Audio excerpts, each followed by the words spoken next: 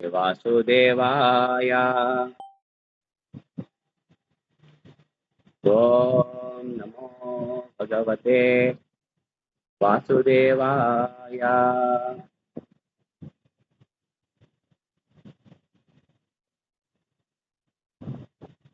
ओम ज्ञानतिमिरान्धस्य ज्ञानाञ्जनशलाकया चक्षुरुन्मीलितं येन तस्मै श्रीगुरवे नमः। श्रीचैतन्यमनोभीष्टं स्थापितं येन भूतले स्वयं रूपा गदामह्यं ददाति स्वपदान्तिकं।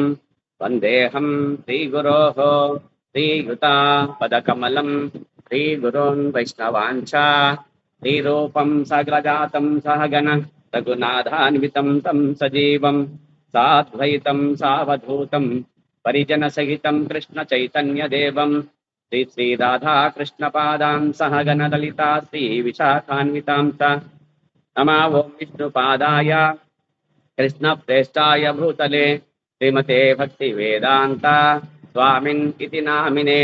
नमस्ते सारस्वते देवे गौरवाणी प्रचारिणे निर्विशेषा शून्यवादी पाश्चात्यादेशतारिणे। नमो महावदन्याय कृष्णप्रेमपदायते कृष्णाय कृष्णचैतन्य नाम्ने गौरत्विषे नमः। नमो ब्रह्मण्यदेवाय गोब्राह्मणहिताय च जगद्धिताय कृष्णाय गोविन्दाय नमो नमः।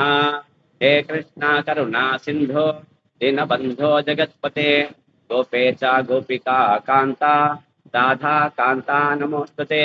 सप्तकाञ्चन गौराङ्गी राधे वृन्दावनेश्वरी वृषभानुसुते देवी प्रणमामि हरिप्रिये। वाञ्छाकल्पतरुभ्यश्च कृपा सिन्धुभ्य एव च पतितानां पावनेभ्यो वैष्णवेभ्यो नमो नमः। नारायणं नमस्कृत्यं नरं चैव नरोत्तमं देवीं सरस्वतीं व्यासं ततो जयमुदीरये। नष्टप्रायेषु अभद्रेषु नित्यं भागवत सेवया भगवती उत्तमश्लोके भक्तिर्भवति नैष्टिकी। मूकं करोति वाचालं पङ्गुं लङ्घयते गिरिं यत्कृपाकृपयं वन्दे श्रीगुरुं दीनतारिणं परमानन्दमाधवं श्रीचैतन्य ईश्वरम्। निगमकल्पतरोज्ज्वलितं फलं सुखमुखात् द्रवसंयुतं पिबत भागवतं रसमालयं मुहुरहो रसिका भुवि भावुकाः। जय श्रीकृष्ण चैतन्य प्रभु नित्यानन्द श्री अद्वैत गदाधरा श्रीवासादि गौरभक्तवृन्द।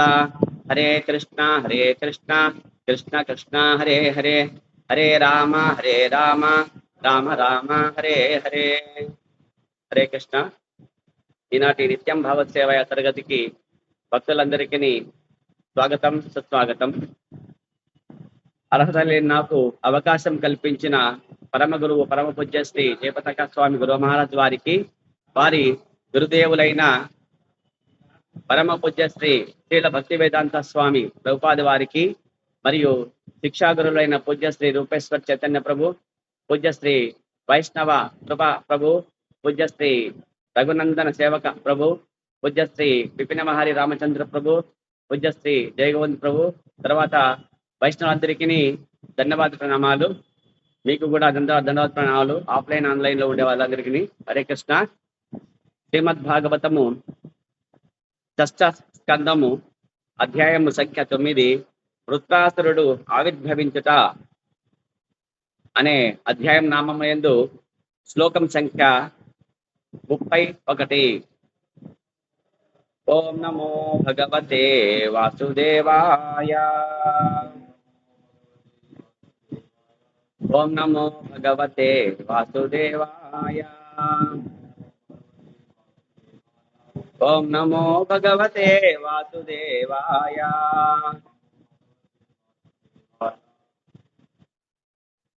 శ్రీమద్భాగవతము 6వ స్కందము 9వ అధ్యాయము 31వ శ్లోకము. శ్రీదేవాఊచుః నమస్తే యజ్ఞవీర్యాయ వయసే ఉతతే నమః. నమస్తే హస్తచక్రాయ నమః సుపురుహూతయే. శ్రీదేవాఊచుః నమస్తే యజ్ఞవీర్యాయ వయసే ఉతతే నమః. నమస్తే యజ్ఞవీర్యాయ వయసే ఉదతే నమః నమస్తే హస్తచక్రాయ నమః సుపురుహూతయే సుపురుహూతయే. ప్రతిపదార్థము. శ్రీదేవావుచు దేవతలు పలికిరి, నమః వందనములు తే నీకు, యజ్ఞవీర్యాయ యజ్ఞఫలముల నివ్వగలిగిన దేవదేవునకు, వయసే యజ్ఞఫలములను నశింపజేయు కాలస్వరూపుడు, ఉత అయినప్పటికీ తే నీకు, నమః నమస్సులు, నమః నమస్సులు తే నీకు, హి నిజమునకు, హస్తచక్రాయ చక్రమును ఉపయోగించు వానికి, నమః వందనములు. సుపురుహూతయే నానా విధములకు దివ్యనామములు కలిగినట్టి దేవతలు పలికిరి, ఓ దేవదేవా యజ్ఞఫలముల ఇచ్చుటలో నీవు సమర్థుడవు, అట్టి ఫలిమలను నశింపజేయు కాలస్వరూపుడు కూడా నీవే. అసురులను నిర్జించుటకు నీవు చక్రాయుధమును ప్రయోగించు పలు విధములకు నామములను కలిగినట్టి దేవా నీకు మా వందనములు.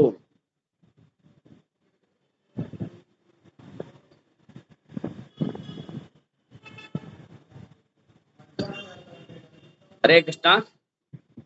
ఇక్కడ సందర్భం వచ్చేసి వృత్తాసురుడితో మరి దేవతలందరూ మూకుమ్మడిగా మరి యుద్ధానికి వెళ్ళి మూకుమ్మడిగా ఆయుధాలు ప్రయోగం చేసిన వెంటనే ఆ వృత్తాసురుడు పెద్ద నోరు, ఆకాశమంతా నోరు తీసేసి తెరిచేసి ఆయుధాలన్నీ కారాలు నమిలి మింగినట్టు మింగేస్తాడనమాట. అది చూసి భయపడి దేవతలంతా బ్రహ్మదేవుడి దగ్గరికి వెళ్తారు. అప్పుడు బ్రహ్మదేవులు ప్రార్థిస్తే గనక ఇక దేవదేవుడు వచ్చేసి అక్కడ విష్ణు భగవానుడు ప్రత్యక్షమవుతారు. ఆ భగవంతుడిని ప్రార్థించే సందర్భంలో చెప్పిన ఈ శ్లోకం ఇది. నమస్తే యజ్ఞ వీర్యాయ వయసే ఉతతే నమః నమస్తే హస్య చక్రాయ నమః సుపురుహూతయే. నమస్తే యజ్ఞ వీర్యాయ అంటే ఓ దేవదేవ యజ్ఞ ఫలములను ఇచ్చుటలో నీవు సమర్థుడవు. కాబట్టి యజ్ఞము ఎవరి ప్రత్యర్థం చేస్తాము అంటే విష్ణు ప్రత్యర్థం చేస్తాం. కాబట్టి భోక్తారం యజ్ఞ తపస్సాం అన్నట్టు ఆ దేవాది దేవుడు యజ్ఞం యొక్క ఫలములు ఇచ్చేది ఎవరంటే భగవంతుడే.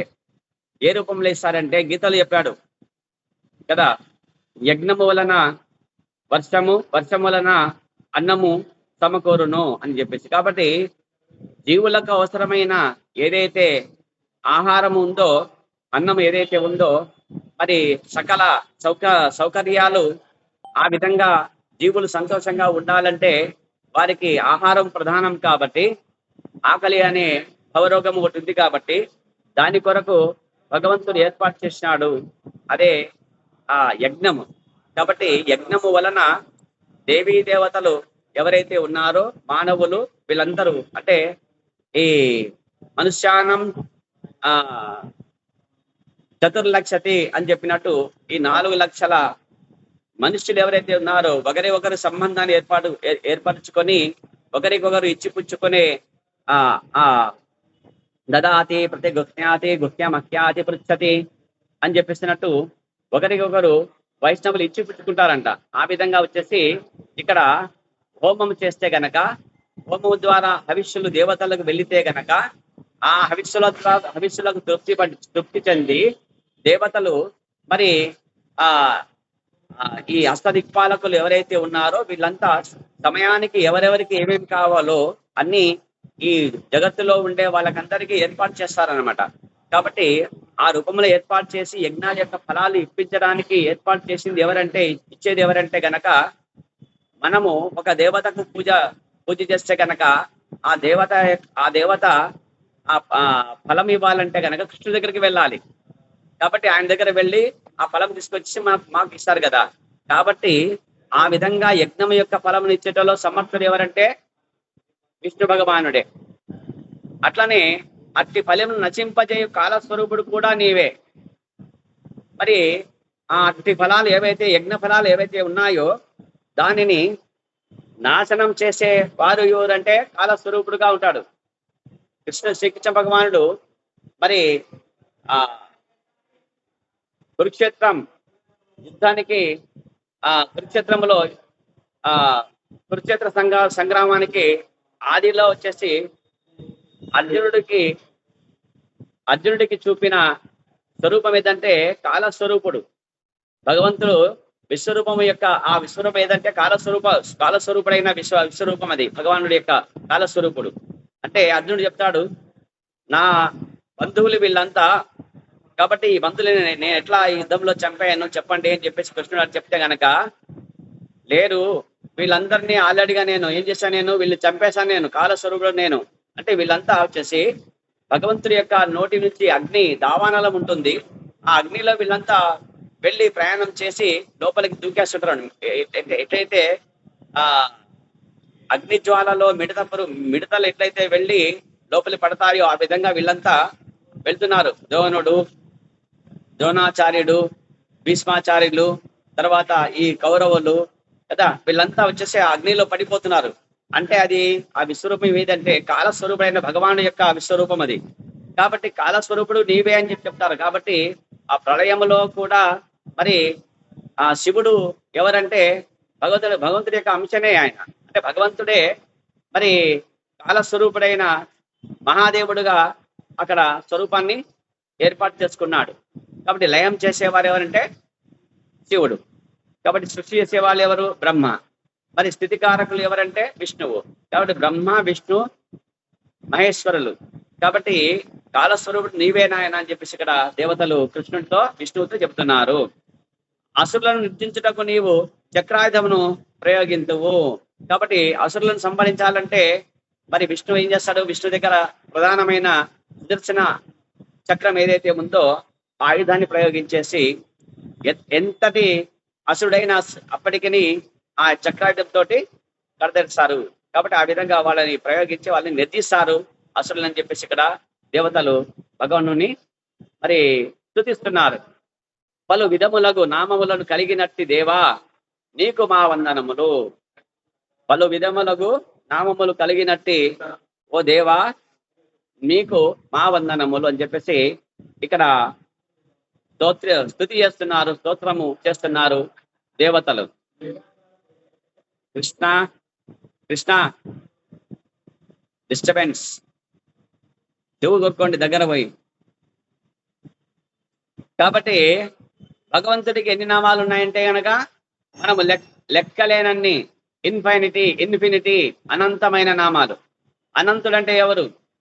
ఆయనకి పడగలు ఎన్ని ఉన్నాయో ఆయనకి తెలియదు, ఆయన ఎంత పెద్దగా ఉంటాడో ఆయనకే తెలియదు, అనంతుడు.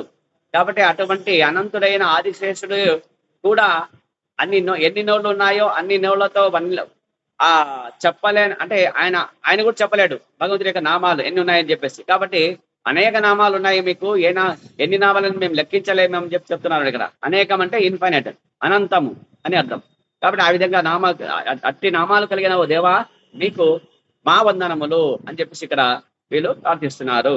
తర్వాత 32వ శ్లోకం, 32 శ్లోకము. యత్తే గతీనాం తిహృణామి శిశితుః పరమం పదం నార్వాచినో విసర్గస్య ధాతుర్వేదితు మర్హతి. ఓ పరమ నియామకుడా, 3 గతులను స్వర్గప్రాప్తి, మానవ జన్మము, నరక ప్రాప్తి నీవు నియంత్రించినను వైకుంఠమే నీ పరమధామము. ఈ జగత్తును నీవు సృష్టించిన తర్వాత మేము ఆవిర్భవించితిమి కనుక నీ కర్మల ఎరుగుట మాకు దుర్లభము. అందువలన నీకు గౌరవపూర్వకంగా నమస్కరించుట తప్ప మేమేదీను బతకజాలము అంటున్నారు. కాబట్టి యత్తే గతీనాం త్రిచుణ మీషితం పరమం పదం. ఇక్కడ 3 గతులు ఏర్పాటు చేశాడు. అంటే మనము ఎవరైనా హరే కృష్ణ అంటే సద్గతి ప్రాప్తించుగాక అని చెప్పేసి మనం వాళ్ళను భగవంతుని కోరుతామట. హరే కృష్ణ కృష్ణ కృష్ణ హరే హరే, హరే రామ రామ రామ హరే హరే అని చెప్పేసి కృష్ణుడు చెప్తాం. ఈ జీవుడికి సద్గతిని ఇవ్వు అని చెప్పేసి. అంటే ఏమి? 3 గతులు అంటే 3 లోకములు. ఆ 3 లోకాలు ఏంటంటే, ఒకటి సద్గతిలో ఒకటి స్వర్గ ప్రాప్తి, రెండవది మానవ జన్మము, మూడవది నరక ప్రాప్తి. అంటే ఇక్కడ ఈ వీటిని ఎవరు నియంత్రిస్తారంటే ఆయన ఎవరు నియంత్రిస్తాడు? నారాయణుడు, విష్ణువే నియంత్రిస్తాడు, భగవానుడు నియంత్రిస్తాడు. మరి ఆయన ఎక్కడుంటాడు అంటే, ఆయన అక్కడ ఉంటాడా? ఆయన ఎక్కడుంటాడు? నిజానికి ఆయన ఈ 3 గతులలో ఉండడు. ఈ 3 గతులకు అతీతంగా వైకుంఠం అనే ఆధ్యాత్మిక ఆకాశములో, ఆధ్యాత్మిక జగత్తులో ఉంటాడు ఆయన భగవానుడు. కాబట్టి వైకుంఠాలు అక్కడ ఉంటాయి కాబట్టి అక్కడి నుంచి ఆయన నియంత్రిస్తాడు అని చెప్పేసి ఇక్కడ దేవతలు భగవంతుణ్ణి ప్రార్థిస్తున్నారు. కాబట్టి ఇక్కడ మానవ జన్మ అనేది, నరక ప్రాప్తి అనేది, స్వర్గ ప్రాప్తి అనేది ఎలాగంటే, మనము చేసిన కర్మ బంధనలో త్రిగుణాల యొక్క ప్రభావం వలన త్రిగుణాల ప్రభావాలకు లోనయ్యి మనము చేసే కర్మల ఫలితాలను బట్టి మనకు పాపం చేస్తే నరక ప్రాప్తి వస్తుంది, పుణ్యం చేస్తే స్వర్గ ప్రాప్తి వస్తుంది. కాబట్టి మానవుడికి గతులు ఈ విధంగా 2 గతులు ఉంటాయన్నమాట. కాబట్టి పాపం వలన నరక ప్రాప్తికి వెళ్ళి నరకంలో వచ్చేసి అక్కడ శిక్షలు అనుభవించి, మరి ఏదైతే రెసిడ్యువల్ సిన్స్ ఏవైతే ఉంటాయంటే మిగులు పాపములకు సంబంధించి అధో లోకాలలో 7 లోకాల్లో వచ్చేసి అతల వితల తలాతల రసాతల మహాతల పాతాల లోకంలో వచ్చి దేహం తీసుకోవాల్సి వస్తుంది. అక్కడ కూడా అనుభవించాల్సి ఉంది. కాబట్టి అది ఒక గతి, దాన్ని నరక ప్రాప్తి అని చెప్పి అంటారు అనమాట.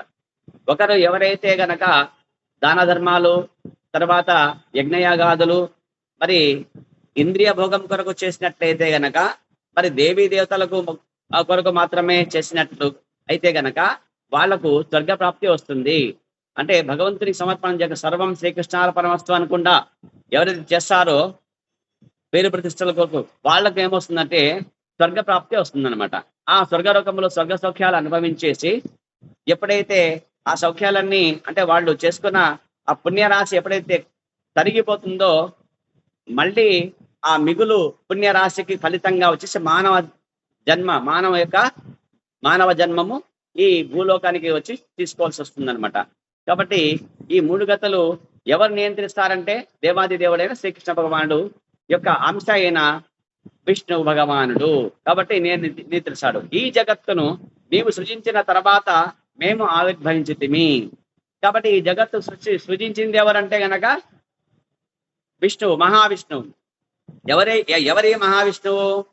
భగవంతుడి యొక్క మొదటి పురుషావతారం. ఎవరు భగవంతుడు? గోవిందం ఆది పురుషం. అంటే ఎవరు? శ్రీకృష్ణ భగవానుడు. కాబట్టి ఆయన యొక్క ప్రథమ పురుషావతారం ఎవరైతే ఉన్నారో మహావిష్ణు అంటారు. ఆయన పేరు కారణ సముద్రాల్లో ఉంటాడు. ఆయన కారణోదక సాయి విష్ణువు. ఎవరి కారణం వలన ఈ స్వేదరంధ్రములు అంటే ఈ రోమకూపాలు ఏవైతే ఉంటాయో ఆ రోమం వెంట వచ్చేసి స్వేద బిందువు వస్తుంది. ఆ స్వేద బిందువే మేము ఉండే బ్రహ్మాండం. కాబట్టి ఆ విధంగా వచ్చేసి నీవు ఈ బ్రహ్మాండం సృష్టి చేస్తే గనక మళ్ళీ తనే ఏం చేస్తాడు? ద్వితీయ పురుషావతారంగా ఒక్కొక్క బ్రహ్మాండములో గర్భోదక జలాలలో గర్భోదక సాయి విష్ణుగా ప్రవేశిస్తాడనమాట. అక్కడ ఆయన యొక్క నాభి కమలములు బ్రహ్మదేవుడిని సృష్టించేసి ఆయన సృష్టి చేయని చెప్పేసి ఆయన జ్ఞానం ఇచ్చేసి ఈ విధంగా ఇవన్నీ సృష్టి చేసినది. ఈ సృష్టి చేసింది అంతా ఎవరు అంటే, సృజించింది ఎవరంటే గనక మీరే అని చెప్తాడు. కనుక మీ కర్మలను ఎరుగుటకు మాకు సుదుర్లభము. కాబట్టి దుర్లభము. కాబట్టి మనము అంటే దేవీ దేవతలు ఇదక్ పూర్వం ఉన్నారా? సృష్టికి పూర్వం ఉన్నారంటే లేరు. కాబట్టి ఇప్పుడు మన తండ్రి ఉంటాడు. తండ్రికి పూర్వం మనం ఉన్నామా? మనకు పూర్వం తండ్రి ఉన్నావా? మనకు పూర్వం తండ్రి ఉన్నాడు. కాబట్టి తండ్రికి పూర్వం మనం లేము. కాబట్టి ఆయన తెలిసినవి మనకు తెలియదు అనమాట. ఆ విధంగా వచ్చేసి నాకంటే ముందు మీరున్నారు కాబట్టి భగవంతుడు మీరు కాబట్టి మీకెంత తెలుసు, మాకేం తెలియదు. కాబట్టి ఇవన్నీ లీలలు మీవి. కాబట్టి నీ కర్మలు మేము గుర్తించజాలకున్నాము అని చెప్పేసి ఇక్కడ చెప్తున్నారు. ఇక్కడ అందువలన నీకు గౌరవపూర్వకంగా నమస్కరించడం తప్ప మేమేదీను వసగజాలము. కాబట్టి నేను మీకు ఇచ్చేంత వాళ్ళం కాదయా ఓ భగవానుడా. మీరు మమ్మల్ని ఆశీర్వదించండి, మీకు నమస్కారం తప్ప మేమేం చేయలేము అని చెప్పి అంటారు అనమాట.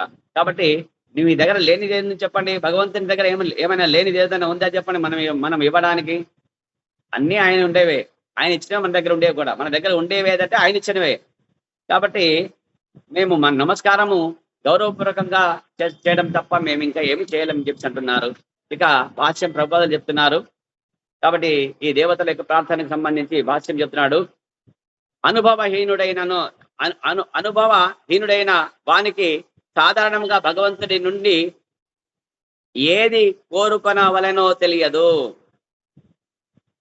సాధారణంగా అంతే కదా, అనుభవం ఉన్న వాళ్ళైతే గనక భగవంతుడి నుంచి ఏమి కోరాలి అనేది తెలిసి ఉంటుంది కాబట్టి అదే కోరుతారు అన్నమాట. అనుభవం లేని వాళ్ళు ఏం కోరాలి ఏం తెలియదు కదా.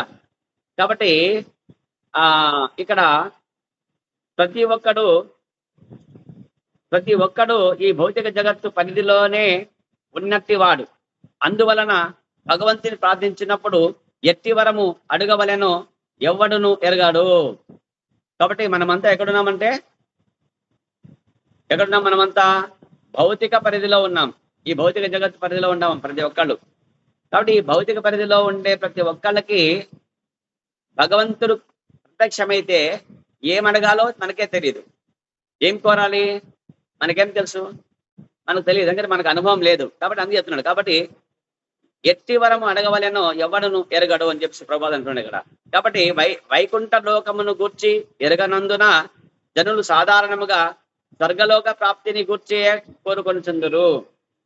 ఒకరు ఏం చేస్తారంటే గనక, అనుభవం లేని వాళ్ళు ఏం చేస్తారంటే గనక, ప్రభుపాదులు చెప్తున్నాడు ఇక్కడ, భగవంతుడు ప్రత్యక్షమైతే విష్ణువు వచ్చినాడు, మన జపతపాలకి తృప్తి చెంది వచ్చేసి నాయన నీకేం వరం కావాలో కోరుకో అని చెప్పి అడిగినప్పుడు మనం ఏం చేస్తామంటే స్వర్గం కావాలి కృష్ణ అంటాం మనం.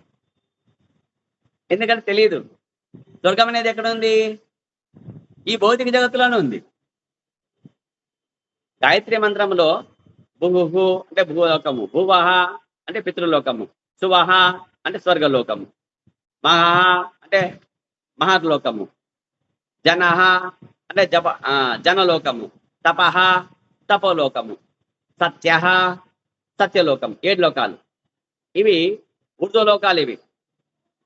ఇవే లోకాలు, ఇవి ఊర్ధ్వలోకాలు. మనం ఎక్కడున్నాము, భూలోకంలో ఉన్నాము. కాబట్టి ఉన్నత గతి తీసుకోవాలా అంటే అనుకుంటారంటే అందరూ ఏమంటారంటే, ఇప్పుడు వేరే మతస్థులు కూడా ఏమంటారంటే బాగా దేవుడికి భక్తి చేస్తే కనుక స్వర్గానికి పోతాము అంటారు వాళ్ళు. ఒక క్రైస్తవులు కావచ్చు లేదా మహమ్మదీయులు కావచ్చు, ఆ మతస్థులు వాళ్ళు, ఇస్లాం మతం వాళ్ళు, క్రైస్తవ మతం వాళ్ళు ఏం చేస్తారంటే మనమంతా ఎక్కడ పోవాలి తెలుసా అంటారు వాళ్ళు. ఎక్కడ పోవాలా అంటే స్వర్గం పోవాలా మేమంతా అంటారు వాళ్ళు. అంతే వాళ్ళ జ్ఞానం. కాబట్టి అది ఇక్కడ ప్రభుపాదులు చెప్పేది అదే. కాబట్టి అనుభవహీనులు వాళ్ళంతా ఎవరంటే అనుభవహీనులు, శాస్త్రజ్ఞానము అంటే పూర్ణంగా పరిపూర్ణంగా ఎరుగని వాళ్ళు అందరూ ఏం చేస్తారంటే, అబ్బా ఏం కావాలి మనకంటే ఆనందం కావాలంటే ఎక్కడుంది, స్వర్గంలో ఉంది అంటారు వాళ్ళు. ఏముంది అంటారు, స్వర్గంలో ఉంది. అంటే భౌతిక జగత్తా కాదా అది? స్వర్గం అనేది భౌతిక జగత్తే. అది నాశనం అవుతుందా కాదా? నాశనం అవుతుంది అది కూడా. ఒకానొక నాడు ఎప్పుడైతే భగవానుడికి యొక్క ధర్మం ఏదైతే ఉందో దాని ధర్మం పరంగా ఎవరైతే ఇక్కడ ఉండే జనులు గనక ఆచరించకుండా వాళ్ళ ఇష్టం వచ్చినట్టు స్వతంత్రించి మరి నియమ నిబంధనలు ఏవైతే ఉన్నాయో అవి ఆచార ఏవి తర్వాత సంస్కృతులు ఏమన్నాయో వాటిని వదిలేసి విచ్చలవిడిగా ఇంద్రియ భోగాల కోసం ఎవరైతే వెంపర్లాడి జీవితం గడుపుతారో అటువంటి వాళ్ళని చూసి సంకర్షణుడు అంటే భగవానుడు ఎవరు, బలరాముడికి కోపం వచ్చేస్తుంది. ఎంతసేపు మోస్తాడు, ఓపికగా మోస్తాడు, భూమిని మోసుకొని ఉన్నాడు ఆయన. కానీ ఎందుకు మోసినాడంటే గనక భగవంతుడు చెప్పినవి విని వీళ్ళు ఎప్పుడో ఒకప్పుడు మారి మంచి మార్గంలో వచ్చేసి ధర్మాన్ని ఆచరిస్తారని చెప్పేసి. కానీ 99.99% అంతా జనం అంతా ఇప్పుడు ఈ ప్రపంచంలో ఉండేవాళ్ళు, ఈ భూమండలంలో ఉండే వాళ్ళందరూ పాపమే చేస్తున్నారు. వీళ్ళు ధర్మానికి విరుద్ధంగా మతాలు ఏర్పాటు చేసుకొని సర్వనాశనం చేస్తున్నారు. ఎంతసేపు చూస్తాడు ఆయన? ఓపికతో చూస్తాడు. ఒకనొక నాడు ఆయన కోపం వచ్చాయి గనక ఆయన నోట్లో నుంచి గాలి వదులుతాడంతే. ఏం వదులుతాడు? గాలి. నోట్లో నుంచి గాలి ఎప్పుడైతే వదులుతాడో ఆ గాలే గొప్ప ప్రళయాగ్నిగా వచ్చేసి ఈ భూలోకము, భువర్లోకము, సువర్లోకము ఈ 3 లోకాలను కాల్చి దగ్ధం చేస్తుంది, బూడిద చేస్తుంది అంతే కోపం వస్తే.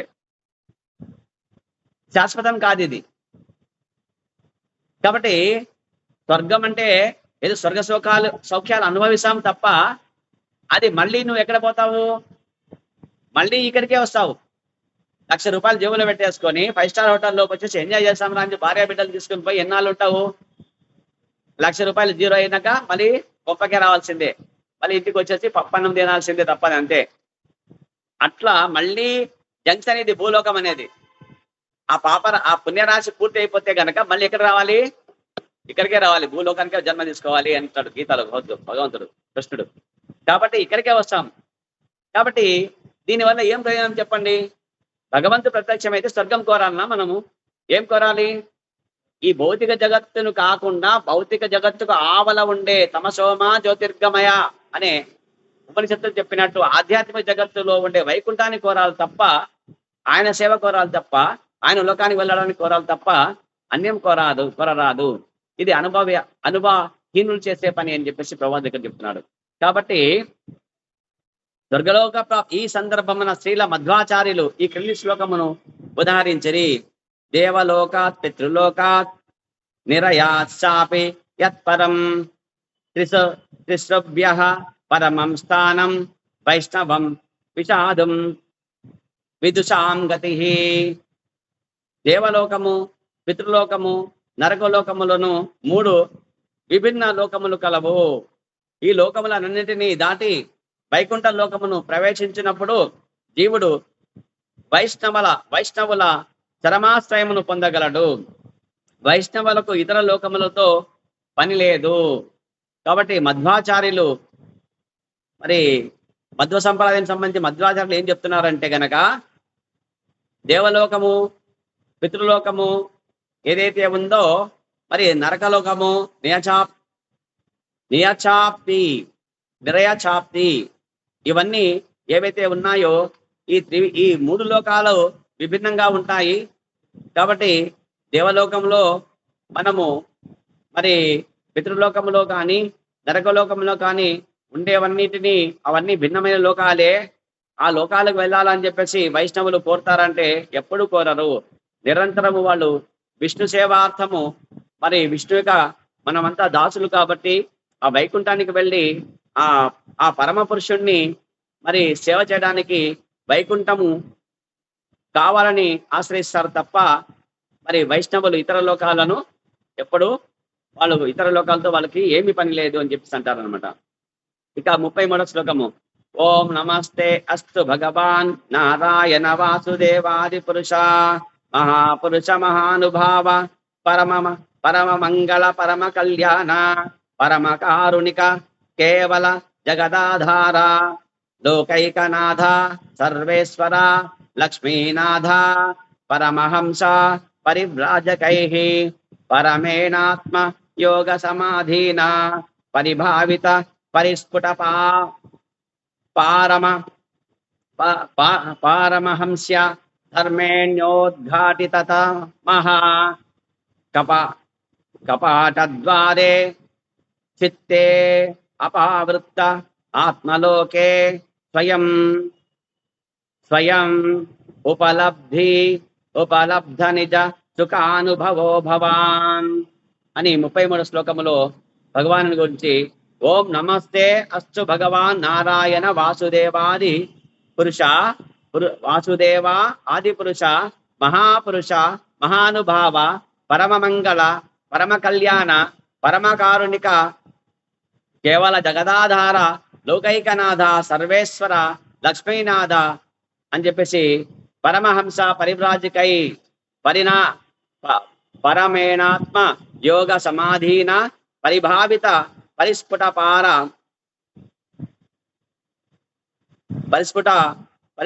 పార పరమ హంస ధర్మేణోద్ఘాటిత తమః కపాటద్వారే చిత్తే అపావృత్త ఆత్మలోకే స్వయం ఉపలబ్ధ నిజ సుఖానుభవో భవాన్ అని చెప్పేసి కీర్తిస్తున్నారు. ఓ దేవదేవా నారాయణ, ఓ దేవదేవ నారాయణ, వాసుదేవ ఆదిపురుష మహాపురుష పరమానుభవ మంగళ స్వరూప పరమ కళ్యాణ పరమకారుణిక నిర్వికార జగదాధార లోకైకనాథ సర్వేశ్వర లక్ష్మీనాథ భక్తి యోగముచే సమాధి మగ్నులై భక్తి ప్రచారమునకు ప్రపంచమంతటను సంచరించునట్టి పరమహంసలకు నీవు అనుభూతమగుదువు. వారి మనస్సును నీ పైన కేంద్రీకృతమై యున్న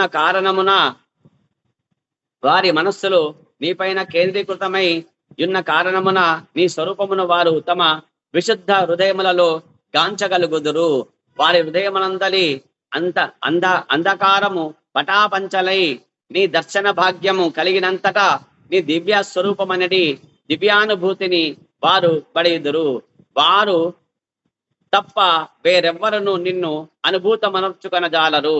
అందువలన నీకివే మా వందనములు అని ఇక్కడ మరి ఆ దేవతలు భగవంతుణ్ణి స్తుతిస్తున్నారు. ఇక భాష్యం చెప్తున్నారు ప్రభుపాదులు. భక్తులు జ్ఞానుల వివిధ స్థాయిలలోని అనుభూతిని అనుసరించి భగవంతునికి అనేకములకు దివ్యనామములు కలిగినవి. నిరాకార అనుభూతి ఎందు అతడు నిరాకార బ్రహ్మమని పిలువబడగా, పరమాత్మానుభూతి యందు అంతర్యామి అని పిలువబడును. భౌతిక సృష్టి కొరకై విస్తరించినప్పుడు అతడు చిరుదక సాయి విష్ణువు, గర్భోదక సాయి విష్ణువు, కారణోదక సాయి విష్ణువు అని పిలువబడును. వాసుదేవుడు, సంకర్షణుడు, ప్రద్యుమ్నుడు, అనిరుద్ధుడు అనేది చతుర్వ్యూహముగా 3 విష్ణు రూపములకు పరమైనది. అనుభూతమైనప్పుడు అతడు వైకుంఠ నారాయణుడని అనబడును. నారాయణానుభూతికి పైన బలదేవానుభూతి, దానికి పైన శ్రీకృష్ణ అనుభూతి కలవు. మనజుడు భక్తియుక్త సేవలో నెలకొనినప్పుడు ఈ అనుభూతులన్నీను సాధ్యపడను. అంతటా వివిధ రూపములలో భగవత్ అవగాహనను పొందుటకు హృదయ కవాటము పూర్తిగా తెరుచుకొనును. హరే కృష్ణ. ఇక్కడ ప్రభుపాదులు చెప్తున్నారు. కాబట్టి ఓ దేవదేవ నారాయణ అని చెప్తున్నారు. నారాయణుడు అని చెప్పేసి, వాసుదేవ అంటే కృష్ణుడు, ఆదిపురుష అంటే కృష్ణుడు, మహాపురుష అంటే కృష్ణుడు, పరమానుభవ మంగళ స్వరూప అని భగవానుడి రూపము, పరమ కళ్యాణ అంటే భగవానుడు. ఈ విధంగా చెప్తున్నారు.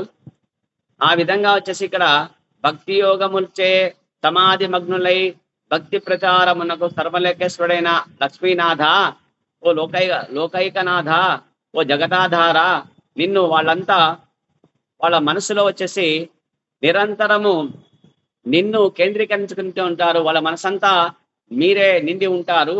కాబట్టి మీరు మీ స్వరూపాన్ని వారు విశుద్ధ హృదయములో గాంచగలుగుతారు. కాబట్టి వాళ్ళంతా వచ్చేసి ప్రపంచమంతటా మరి భక్తి ప్రచారం చేయాలని చెప్పేసి, మరి మీకు భక్తిని ప్రచారం చేస్తే వాళ్ళంటే మీకు ఇష్టం కాబట్టి వాళ్ళ హృదయంలో హృదయ పరమాత్ముడుగా ఉండే ఓ చిరుదక సాయి విష్ణువు అయిన అంతర్యామిగా ఉండే భగవానుడు అయిన మీరు మరి వారి హృదయం అంతా ఉండి మరి వాళ్ళ హృదయంలో ఉండే అంధకారాన్నంతా పటాపంచలు చేసి వాళ్ళకు దర్శన భాగ్యం కలిగిస్తారు. కాబట్టి మీ దివ్య స్వరూపము వాళ్ళకి చూసే అనుభూతిని, దివ్యానుభూతిని వాళ్ళు కలిగిస్తారు. కాబట్టి వారు తప్ప మేము మీ స్వరూపాన్ని గాంచలేం. కాబట్టి మీకు ఇదే మా వందనం, వినయపూర్వక వందనములు అని చెప్పేసి చెప్తున్నారు. ఇక ప్రభుపాదులు జ్ఞానులు, తర్వాత భక్తులు అని 2 స్థాయిలలో అనుభూతిని అనుసరించి భగవంతునికి అనేకములకు దివ్యనామములు కలిగినవి. కాబట్టి భక్తులు వచ్చేసి భగవంతుని కొన్ని నామాలు చెప్తారు. తర్వాత జ్ఞానులు కూడా భగవంతుని యొక్క నామాలు ఏ విధంగా చెప్తారంటే ఇక చెప్తున్నాడు. నిరాకారానుభూతి యందు అతడు నిరాకార బ్రహ్మమని పిలువబడగా. అంటే ఇప్పుడు జ్ఞానులు ఏం చేస్తారంటే కనుక వీరికి భగవంతునికి రూపము లేదు అంటారు. ఏమంటారు? భగవంతుడికి నిరాకారి, ఆయనకు రూపం లేదు, ఆయన జ్యోతిస్వరూపుడు. కాబట్టి ఆ జ్యోతిస్వరూపుడైన ఆయనని ఏమంటారంటే గనక బ్రహ్మము, బ్రహ్మజ్యోతి అని చెప్పేసి అంటారు. కాబట్టి ఆ నిరాకార బ్రహ్మముగా పిలువబడగా ఇక పరమాత్మానుభూతి యందు అంతర్యామి అని పిలువబడును. కాబట్టి భగవంతుడు ఇక పరమాత్మానుభూతి ఏదైతే ఉందో, మరి ఆ పరమాత్మ కదా. ఇప్పుడు మనమంతా జీవాత్మలు. మరి జీవుడి యొక్క దేహములో జీవుడి యొక్క హృదయములో హృదయస్థ పరమాత్ముడుగా ఉండేది అంతర్యామి. ఆ అంతర్యామే పరమాత్మ అని.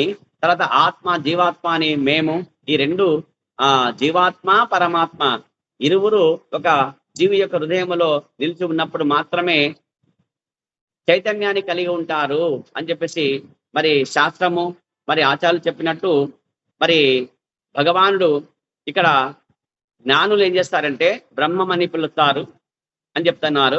పరమాత్మానుభూతి యందు అంతర్యామిగా అని పిలువబడతారని చెప్తున్నారు.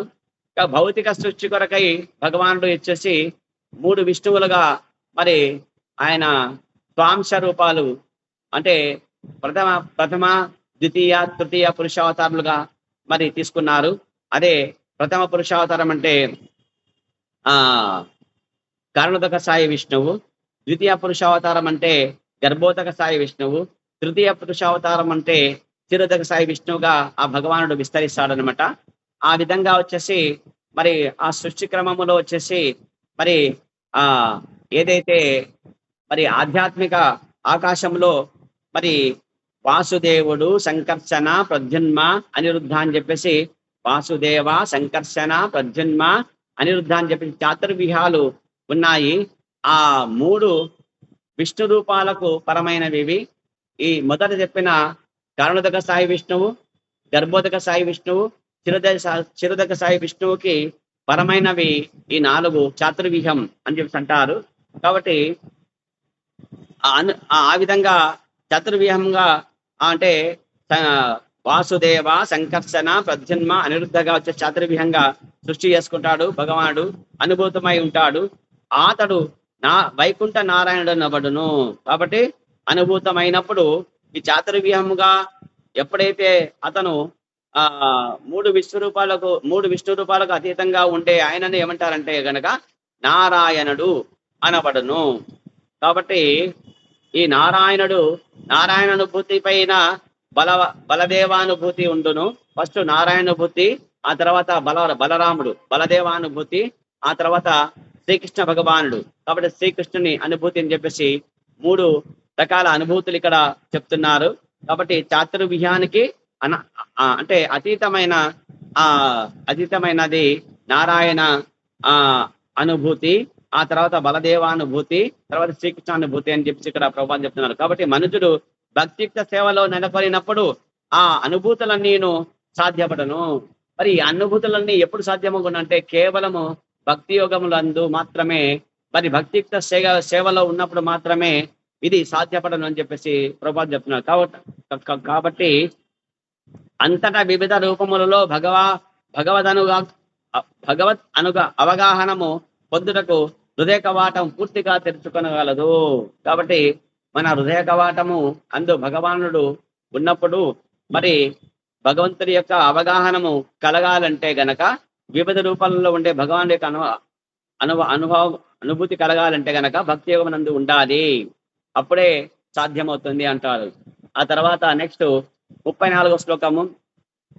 ద్రవబోధైవ తవాయం విహార యోగో యదశరణో అసశరీర ఇదమనవేక్షిత మత్సమవాయ ఆత్మనైవ విక్రియమానేన సగుణ మగుణః సృజసి పాసిహరసి. ఓ దేవా, నీకట్టి ఆశ్రయము అవసరం లేదు. కాబట్టి నీవు ప్రాకృత శరీరము లేనప్పటికీ మా సహకారము అక్కరలేదు. మీకు ప్రాకృత శరీరము లేనప్పటికీ మా సహకారము అక్కరలేదు. ఈ జగత్తునకు కారణభూతుడవు, నిర్వికారముగా ఉపాదాన కారణుడవు కనుక సృష్టి స్థితి లయములను నీవే వర్ణించుచున్నావు. ఆ ప్రకారము భౌతిక కర్మల యందు నెలకొనినట్లు గోచరించినను నీవు భౌతిక గుణములకు పరమైన వాడవు. అందువలన నీ యొక్క అట్టి దివ్య కర్మలు దురవగ్రాహ్యములు అగుచున్నవి. హరే కృష్ణ. ఇక భగవంతుడికి ఆశ్రయం అవసరమా అంటే లేదు. అంతటా ఆయన విస్తరించున్నాడు కాబట్టి, వ్యాపించున్నాడు కాబట్టి ఆయనకు మనకైతే జీవులకు కాబట్టి మనది ప్రకృతి శరీరం కాబట్టి మనకు ఒక ఆశ్రయం కావాలి. కానీ భగవంతుడికి ఆశ్రయము అక్కర్లేదు. కాబట్టి ప్రకృతి శరీరం కావాలంటే అది కూడా అవసరం లేదు. భగవంతుడికి దేహం కూడా అవసరం లేదు. ఆయన దివ్యదేహం కాబట్టి. ఈ భౌతిక జగత్తునకు కారణభూతుడు ఎవరంటే ఆ భగవానుడే. నిర్వికారముగా ఉపాదాన కారణుడవు కనుక సృష్టి స్థితి లయములను నీవే వర్ణించుచున్నావు. కాబట్టి నిర్వికారంగా ఉండే ఆయన మరి ఉపాదాన కారణం ఏదైతే ఉందో మరి ఏ కారణము లేకుండా ఆయన సృష్టి చేస్తారు. బ్రహ్మ యొక్క స్వరూపములో ఉండి మరి స్థితి చేస్తారు. విష్ణువు యొక్క మరి రూపముగా ఉండి అలాగే లయం చేస్తారు శివుడి యొక్క రూపంలో ఉండి. కాబట్టి ఇవన్నీ వర్ణిస్తున్నావు. నిర్విరామంగా నీవు ఇవన్నీ చేస్తావన్నావు. కాబట్టి విశ్రాంతి లేకుండా మీరు చేస్తున్నారని చెప్పేసి భగవంతుని ప్రార్థిస్తూ ఆ ప్రకారము భౌతిక కర్మల యందు నెలకొలినట్లు గోచరించినను. కాబట్టి సృష్టి స్థితి లయములు అనేది బ్రహ్మ విష్ణు మహేశ్వర రూపంలో మీరు వర్ణించినప్పటికీ ఈ భౌతిక జగత్తులో ఉండే ఈ కార్యాలు చేసినప్పటికీ మీకు భౌతిక గుణములకు మీరు భౌతిక గుణములకు పరమైన వారు అని చెప్పేసి ఇక్కడ ఆ భౌతిక కర్మల్లో ఎందు ఉన్నా కూడా మీరు భౌతిక గుణములకు పరమైన వారు అని చెప్పేసి భగవంతుని కీర్తిస్తున్నారు. అందువలన నీ యొక్క అట్టి దివ్య కర్మలు దుర్వగ్రాహ్యములు అగుతున్నవి. కాబట్టి మనకు కృష్ణుడి యొక్క అంటే భగవంతుడి యొక్క కర్మలు మనకు అర్థమవుతాయా అంటే అర్థం కావు కదా. జన్మ కర్మ చ మే దివ్యం అని చెప్పేసి చెప్పినాడట. ఏవం యో వేత్తి తత్వతః అని చెప్పినాడు. నా యొక్క జన్మము నా యొక్క కర్మము అంటే నేను చేసే పనులు ఎవరికి అర్థం కావు. అది తెలుసుకున్న వాళ్లకు మరుజన్మ ఉండదని చెప్తారు కృష్ణుడు గీతలో. కాబట్టి మనలాంటి జన్మన ఆయనది. మనమైతే జన్మ మృత్యు జర వ్యాధి అనే ఈ చక్రంలో చిక్కుకొని ఉన్నాం. జన్మిస్తాడు కదా, తర్వాత ఏం చేస్తారు, పెరుగుతాడు, తర్వాత స్థితి కలిగి ఉంటాడు, తర్వాత పెళ్లి చేసినాక ఉత్పత్తి చేస్తాడు అంటే సంతానోత్పత్తి చేస్తాడు, తర్వాత ఏమవుతాడు, క్షీణిస్తాడు, నిత్య ప్రళయం, ఇంకా ఏమైపోతుంది, వృద్ధాప్యం వస్తుంది. వృద్ధాప్యం వస్తే ఏమవుతుంది, అదే జన్మ, తర్వాత మృత్యు, మధ్యలో వచ్చేసి తర్వాత జర వ్యాధి. జర అంటే ముసలితనం. ముసలితనం ఎప్పుడైతే వస్తుందో లోపల మనకు బాడీలో ఏమవుతుంది, ఈ రోగనిరోధక శక్తి తగ్గినప్పుడు వ్యాధులు ఆరంభమవుతాయి. ఎక్కడ లేని వ్యాధులను వచ్చేస్తాయి. ఆ విధంగా నశించి మృత్యువు పొందుతాడు అనమాట. కాబట్టి ఇది ఈ దేహం భౌతిక దేహం. ఇది భగవంతునిది భౌతిక దేహం అంటే కాదు. ఆయనది సచ్చిత్ ఆనంద స్వరూపము. ఆయనకు మనలాంటి ఏదేది ఈ చర్మము, ఎముకలు, మాంసము, రక్తము కదా, తర్వాత ఇవన్నీ కండరాలు, ఇవన్నీ ఆయనకు ఉండవు. ఆయనకి కదా మనలాంటి కన్ను ఆయన కన్ను కాదు. ఆయనది దివ్య దేహం ఆయనది. కాబట్టి దివ్య నేత్రములే భగవంతుడు ఎవరివి, కృష్ణుడివి. కాబట్టి అదే చెప్తున్నాడు. కాబట్టి ఆ ప్రకారముగా భౌతిక కర్మలు చేస్తున్నావు. నీవు ఏం చేస్తున్నావు, సృష్టి. బ్రహ్మదేవుడు ఏం చేస్తాడు, సృష్టి చేస్తాడు. విష్ణు ఏం చేస్తాడు, స్థితి. అన్నం పెడతాడు. అన్నం పెట్టే దేవుడు విష్ణువే.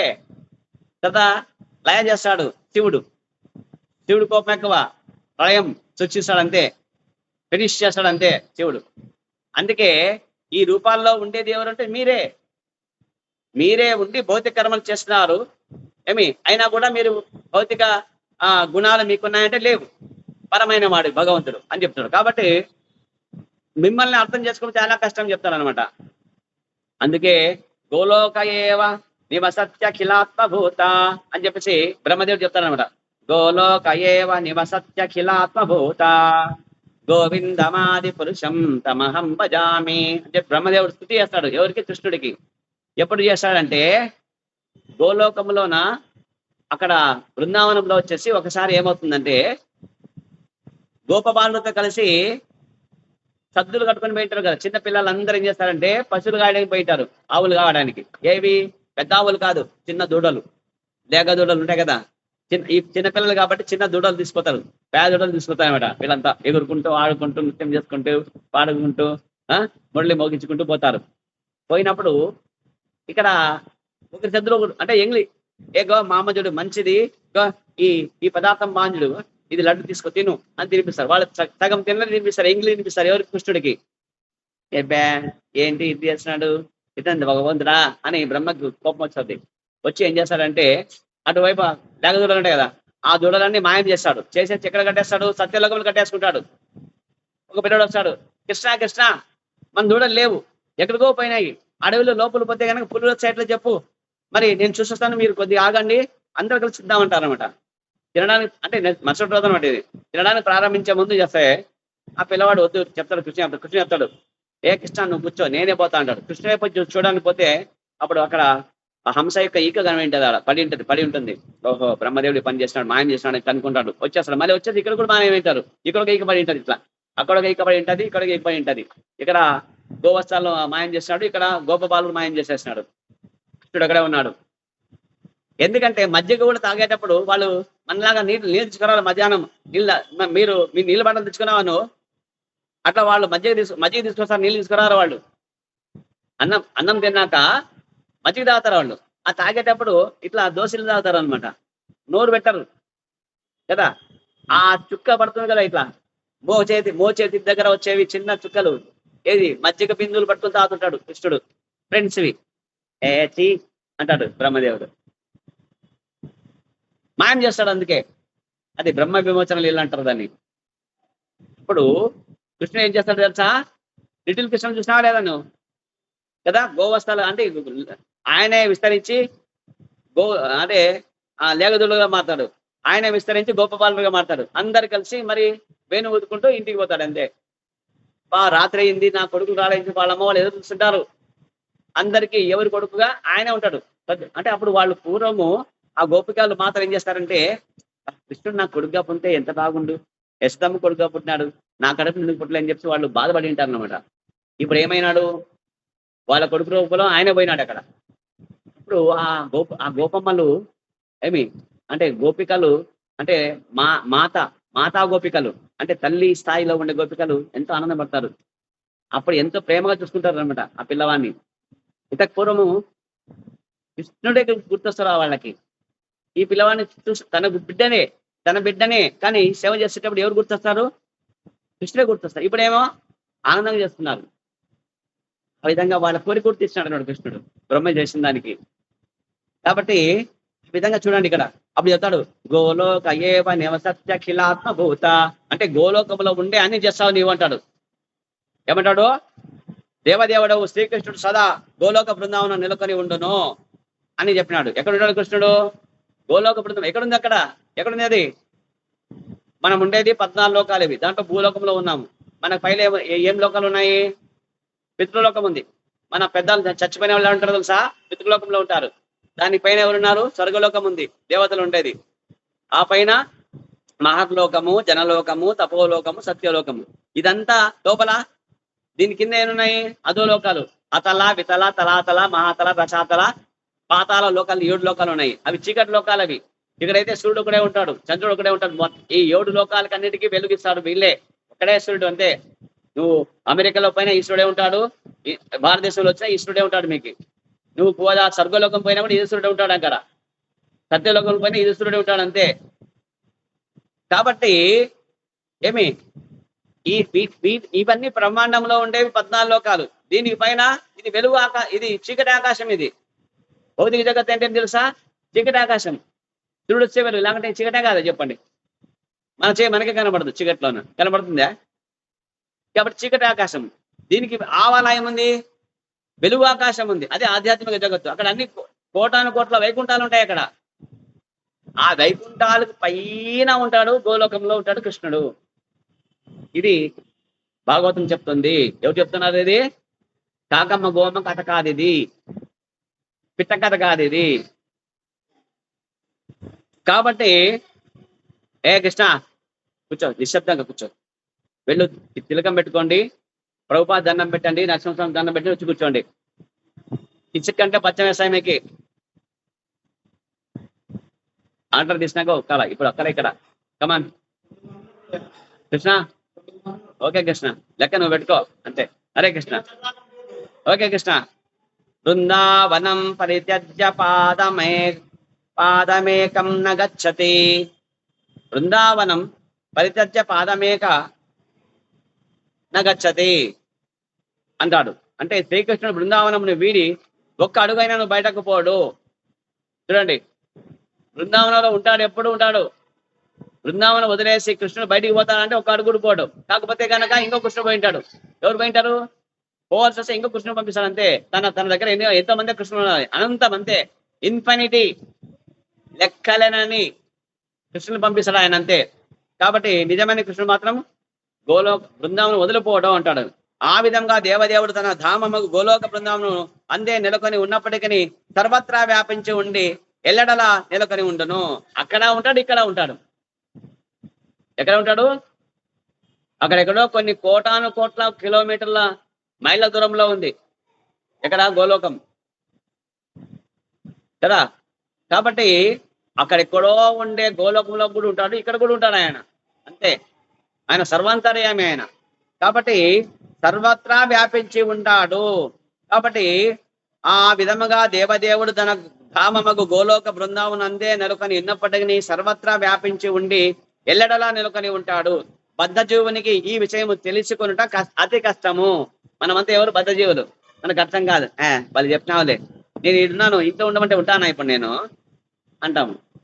మనం బహుతిక్కలు. మనం ఎవరు? మనము బహుతిక్కలు.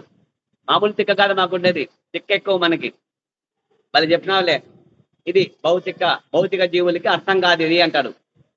ఓకే, కానీ అతి కష్టం తెలుసు. కానీ శ్రీకృష్ణ భగవానుడు ఎటువంటి మార్పు చెందక ఒకే సమయమున తన ధామమునందును సర్వవ్యాపికను ఎట్లు నిలిచి ఉండునో భక్తులు ఎరుగుదురు. భక్తుడిగా తెలుసు అంతే. భక్తులు కృష్ణుడు అక్కడ ఉంటాడు, ఇక్కడ ఉంటాడు, సత్యమే అని అంటాడు భక్తుడు. ఆ భక్తుడు ఏమంటాడు? భలే చెప్తున్నావులే, కృష్ణుడా మనిషి ఎట్లుంటాడు? నేను మనిషి కాబట్టి నేను ఉన్నానా? నేను ఇంట్లో ఉన్నాను, ఇప్పుడు ఇంట్లో ఉన్నాను. నేను ఇప్పుడు ఇక్కడ గుడి దగ్గర గుడిలో కూర్చొని భాగవతం చెప్తున్నాను. అరే ఇంట్లో ఉంటాను నేనేమన్నా? అక్కడ ఇక్కడ ఎట్లుంటా నేను? నువ్వు మనిషి నువ్వు కాబట్టి నువ్వు ఉంటావు. నువ్వు ఆయన భగవంతుడు కాబట్టి ఉంటాడు. ఆయన 16,108 మంది అంది రానులో నువ్వు పెళ్లి చేసుకున్నాడు ఆయన. నువ్వు చేసుకోగలవా? ఈ దేహం ఉంది, ఇంకో దేహం రాగలదా? నేను చెప్తే ఇద్దరు చేసుకోవడానికి నేనేమన్నా? ఒక దేహానికి ఒకే భార్యనే. ఏం కృష్ణ, ఒక దేహానికి గుర్తుపెట్టుకో బాగా. ఏం నాయనా? ఓకే. సో కాబట్టి ఆయన భగవంతుడు కాబట్టి ఎన్ని దేహాలను తీసుకుంటాడు కృష్ణ ఆయన. కాబట్టి అందరి దగ్గర ఉండవు. 16,108 అంతఃపురాలు కట్టించేసి ఒక్కొక్క రాణి దగ్గర ఒక్కొక్క కృష్ణుడుగా ఉన్నాడు ఆయన. మనం ఉండగలమా చెప్పు? Useless fellows. ఏమి యూజ్లెస్ ఫెలోస్ ఆయన చేసుకోలేదా? మేమేం చేసుకోకూడదు? మేము 10 మంది చేసుకుంటాం అంటారు తురకలు. అందులా కంటాం మేము కూడా పిల్లల్ని అంటారు.